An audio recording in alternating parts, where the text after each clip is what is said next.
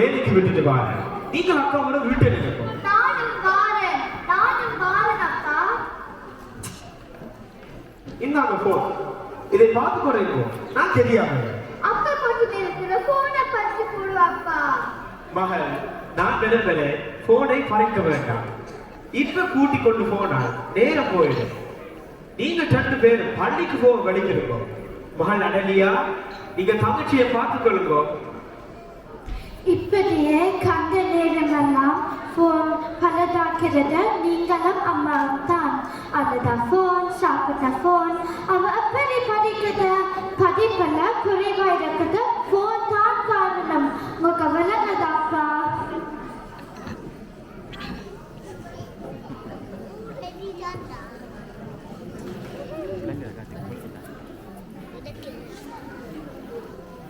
அனலியா, இன்று வாங்கோ. அப்பா, நான் பிஸி, என்ன குழப்ப வேண்டாம். எப்ப பார்த்தாலும் பிஸி. போனும் கையை பார்த்தாலும் இருக்கிறேன். கொஞ்ச நேரம் பாருங்க. அனலியா, பள்ளிக்கு போக நேரம் போச்சு. கெதியா வாங்கோ. வாரன் அப்பா, சும்மா கூப்பிட வேண்டாம். எத்தனை தரம் வார சொல்லியாச்சு. கெதியா வாங்கோ. இன்றைக்கு டீச்சர் பிந்தி வாருங்கள் என்று கேட்க இவன் நான் எனக்கு வெக்கமா இருக்கிறது இல்ல. இது எவ்வளவு விலை தெரியுமா? இப்படி மாதிரி உடைச்சு போட்டேன். அம்மா மட்டும் பேச போறாங்க.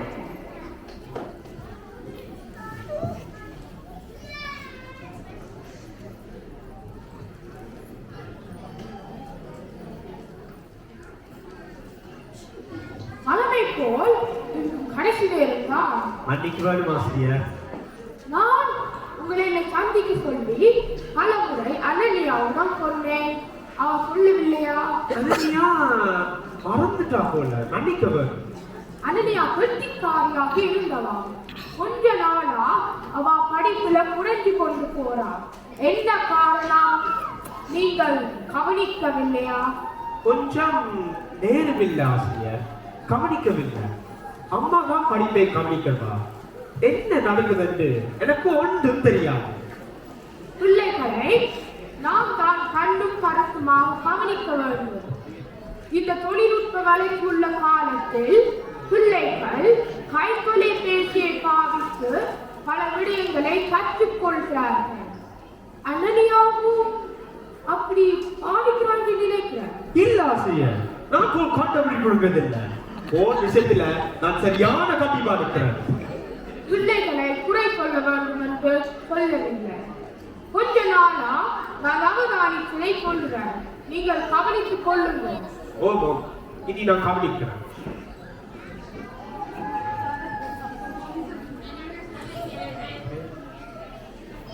பிள்ளைகளால நான் தான் மரியாதை கிடைப்பேன். ஆசிரியரிடம் பொய் சொல்லி போட்டதற்கு குற்றவாளிகளா இருக்குது.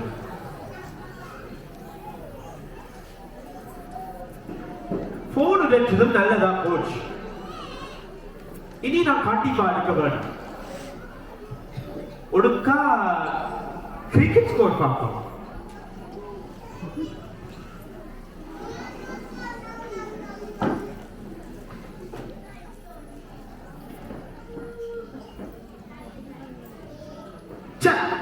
அருமையான கட்சி விட்டுட்டா.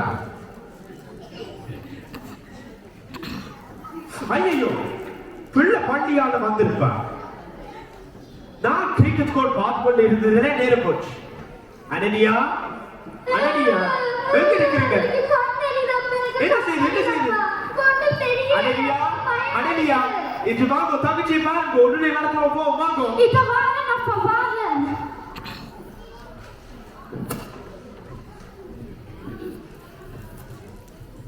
டாக்டர், எந்த பிள்ளைக்கு என்ன என்று பாருங்க. கொஞ்சம் தள்ளி நில்லுங்க. பிள்ளைய பார்த்து போயிடுங்க. கீழே பாருங்க. கொஞ்சம் மூடுங்க. கொஞ்சம் தள்ளுங்க. இப்ப தெரியல? இல்ல, மட்டும் தெரியல. சில டெஸ்ட்கள் செய்திருக்கிறேன். முடிவுகள் வருது. இந்தாங்க டாக்டர். உங்கள் பிள்ளையின் கண் பாதிப்படைந்தே இருக்கிறது. போன் அதிகம் பாதிப்பை ஏற்படுத்துகிறது. என்ன சொல்றீங்க? எவ்வளவு பணம் செலவானாலும் பரவாயில்ல, நீங்க தான் காப்பாற்ற வேண்டும் டாக்டர். காசால சுகமாகிற பிரச்சனை இல்லை. அன்பு, ஆதரவு, பிள்ளையோடு நேரம் செலவிடுதல், நண்பர்களுடன் பழகுதல், வெளியே அழைத்துச் செல்லுதல், கூட்டுப்படுதல், புத்தகம் வாசித்தல் போன்றவற்றில் பிள்ளையை ஈடுபட செய்யுங்கள். உண்மையான ஒழுக்கத்துக்கு கொண்டு வர முடியும். இது உங்களுக்கு மட்டுமில்ல, எல்லா பெற்றோருக்கும் நான் கூறும் ஆலோசனை.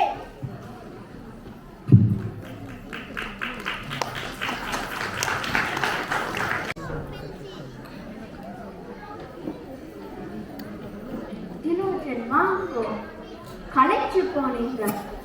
படிப்பல் எப்படி போகுது? சிலபஸ் எல்லாம் மாற்றி போட்டிடும், கொஞ்சம் கடினம் அம்மா. விளங்காட்டி டீச்சர் கேட்க வேண்டியதானே? அவக்கே புது சிலபஸ் விளங்காமல் இருக்கிறோம். டியூஷன் அப்ப டியூஷன் ஒழுங்க பண்ணட்டா? வேண்டாம் அம்மா, நான் நம்பர்களோட சேர்ந்து படிக்கிறேன். திலோஜன், நீங்கள் அதிகம் போர் பாதிக்க கூடாது. அனனியாவுக்கு என்ன நடந்தது தெரியும் தானே? அதனால் உனக்கு போன் தேவையில்லை. போன் அதிகம் பாதித்தால் தூக்கம் பெறாது, பொறுமை குறையும், படிப்புல சிந்தனை குறையும். இப்படி மாதிரி பல பிரச்சனைகள் இருக்குது. வீட்டு வேலைகளை செய்ய போன் கட்டாயம் தேவை. ஹோம்ஒர்க் இமெயில தான் அனுப்ப சில நேரத்தில் பள்ளியிலும் போன் பாவிக்க வேண்டி வரும். நான் ஆசிரியரோடு கதைச்சு போட்டு தேவைதான் தான். தம்பி, படிப்பு தான் முக்கியம். அதோட பிள்ளைகள் எப்ப பெரியவர்களுக்கு பணிவாக நடக்க வேணும், நல்ல ஒழுக்கம் வேணும். இது ஒரு நாளும் மறக்க கூடாது. உண்மையா இருக்க வேணும். விளங்குதா? எத்தனை முறை சொல்லி இருக்கிறீங்க அம்மா? நான் சரியாத்தான் இருக்கிறேன். எங்க போன் தாங்க பார்ப்போம். அவன் ஒரு தப்பும் செய்ய மாட்டான். நான் நெட் போனோட ட்ராக் பண்ணி வச்சிருக்கிறேன். திலோஜன் பிள்ளை விட மாட்டான். திலோஜன் நான் போன் கொடுத்த மேலேயே வச்சிருக்கிறான், பாவிக்கவே இல்லை. எந்த பிள்ளை நல்ல பிள்ளை. அம்மா விளையாட போட்டா? ஓமோ, விளையாட போங்கோ. கவனம் தம்பி, படிக்க வேணும், கெதியா வாங்கோ.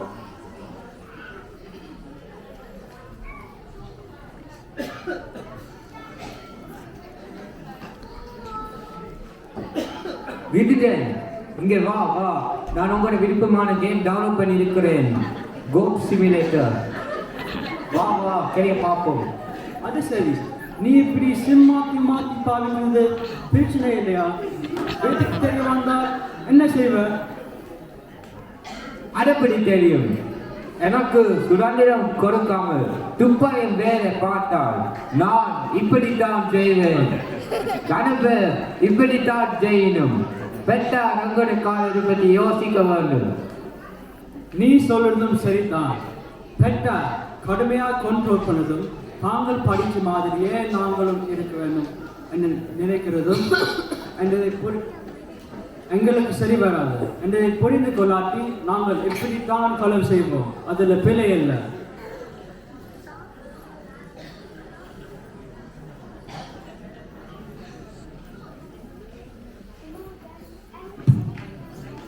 ஒன்றுமில்லை டீச்சர். அவர் ஏதாவது வீடியோ பார்த்து சிரிப்பார் டீச்சர்.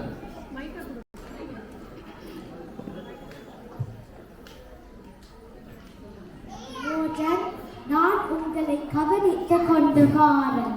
கொஞ்ச நாளா உங்களோட நடவடிக்கை சரியில்லை. ஒரு பதட்டம் இருக்கிற மாதிரி தெரியுது. படிப்பில் ஆர்வம் குறைஞ்சு கொண்டு போகுது. இல்லை டீச்சர், நான் கவனமாகத்தான் படிக்கிறேன். சரி, பிரேக். சீரியஸா கவனம்.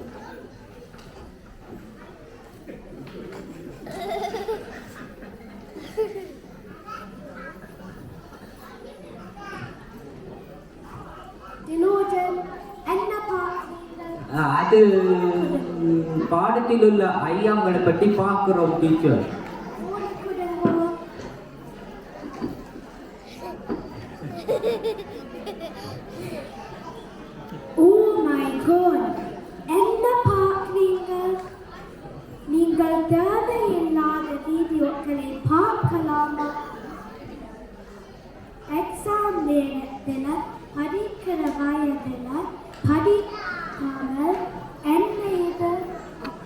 மன்னிக்க வேணும் ஆசிரியர், இனி இப்படி செய்ய மாட்டோம்.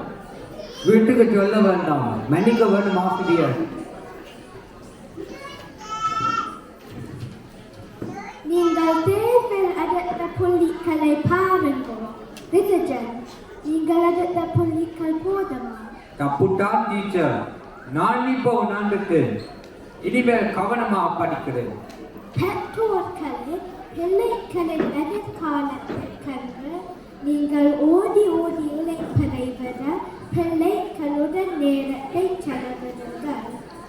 அவர்களின் பிரச்சனைகள், தேவைகளை செவி கொடுத்து கேளுங்கள். அவர்கள் கற்பனை வாங்கி கொடுத்தால் மட்டும் போதாது, அவர்களை கவனித்து நல்ல பாதையில் கொண்டு போய் சேர்ப்பதும் உங்கள் பொறுப்பு. அவசியத்திற்கு கை தொலைபேசியை உபயோகப்படுத்துங்கள், அனாவசியமாக பாதிக்க வேண்டாம்.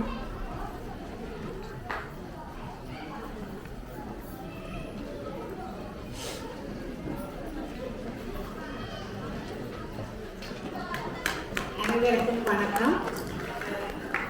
4ஆம் வகுப்பும் 8ஆம் வகுப்பும் இணைந்து வழங்கிய இந்த விழிப்புணர்வு கைத்தொலைபேசி நாடகத்தை திறம்பட சிறப்படைய இயக்கி உருவாக்கிய திருமதி ஸ்ரீதேவி இப்லானிகன் அவர்களை கௌரவிக்கும் விதமாக 8ஆம் வகுப்பு ஆசிரியர்கள் 4ஆம் வகுப்பு ஆசிரியர்களும் கௌரவிக்கின்றோம். நன்றி.